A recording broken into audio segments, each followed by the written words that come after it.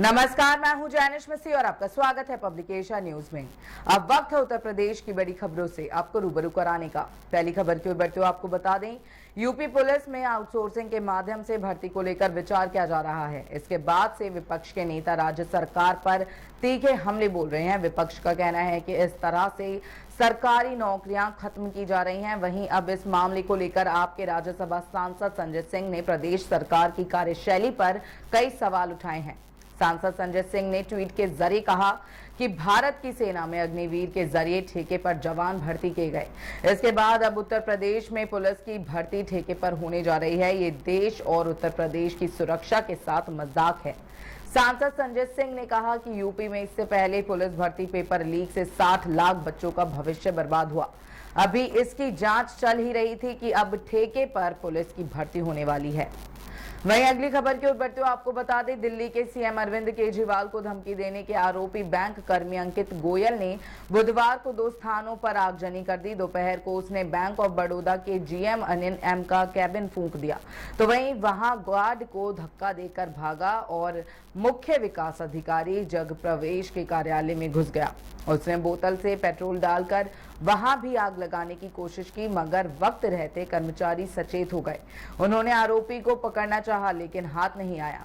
वो भागकर घर गया और बैंक कर्मी पत्नी की स्कूटी जला दी। वहीं इन घटनाओं के बाद से ही फरार है। बता दें कि देर रात उप प्रबंधक प्रेम सिंह नेगी के शिकायती पत्र पर कोतवाली पुलिस ने आरोपी अंकित गोयल के खिलाफ एफआईआर दर्ज कर ली है।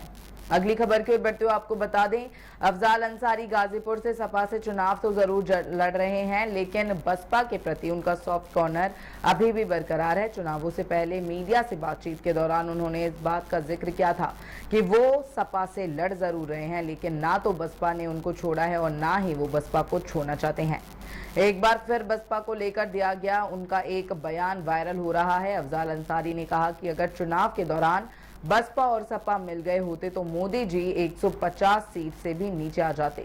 साल 2019 के लोकसभा चुनाव में अफजाल अंसारी बसपा और सपा के गठबंधन से चुनाव लड़े थे और बीजेपी के मनोज सिन्हा को उन्होंने करीब 1,20,000 वोटों से हराया था। साल 2024 के लोकसभा चुनाव में अफजाल अंसारी इंडिया गठबंधन से सपा के प्रत्याशी के तौर पर चुनाव लड़े थे और उन्होंने बीजेपी की पारसनाथ राय को करीब 1.25 लाख मतों से शिकस्त दी थी।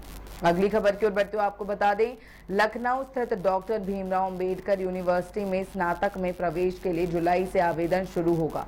बाबा साहेब डॉक्टर भीमराव अंबेडकर विश्वविद्यालय में बीटेक, बीएससी और बीएससी के 7 अलग अलग ग्रेजुएट कोर्सेज में प्रवेश के लिए आवेदन की प्रक्रिया जुलाई महीने से शुरू हो जाएगी।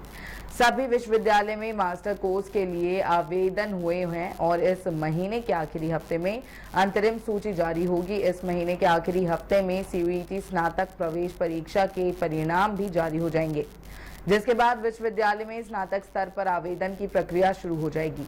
अगली खबर की ओर बढ़ते हुए आपको बता दें, आगरा विकास प्राधिकरण का सीमा विस्तार होने जा रहा है। आगरा विकास प्राधिकरण का सीमा विस्तार करीब 26 साल के बाद हो रहा है। आगरा विकास प्राधिकरण के सीमा विस्तार से क्षेत्रफल बढ़ जाएगा, जिसमें दक्षिणी बाईपास के दोनों ओर के गांव शामिल होंगे।